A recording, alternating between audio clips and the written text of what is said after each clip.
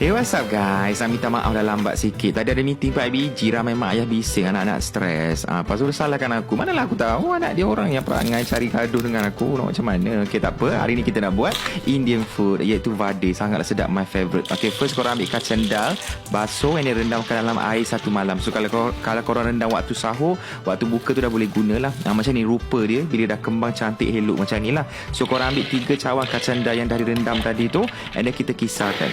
Kisar pakai food processor macam ni. Kalau melekat, ceduk-ceduk kat tepi, and tambahkan air sikit je, nak bagi dia moist sikit je kat dalam. Lepas tu kita bawa keluar. Okey, lepas tu korang chop 3 biji cili kering, 1 biji bawang merah. Ni rupa kacang dal yang kita dah blend tadi tu lah. And then korang masukkan setengah cawan kacang dal yang dah rendam tadi, tapi yang belum kisar lah, nak bagi dia krap sikit. And then masukkan 2 sudu tepung gandum untuk bagi dia melekat sikit, setengah sudu kecil garam, and then kita tambahkan setengah sudu kecil jintan putih, setengah sudu kecil jintan manis, daun kari 2 tangkai dengan bawang merah and also cili kering yang potong tadi. Daun kari tu tolong chop halus sikit. Aku terlupa, besar sangat saiznya. Okey, untuk tak nak melekat, korang rendam tangan dalam air sikit.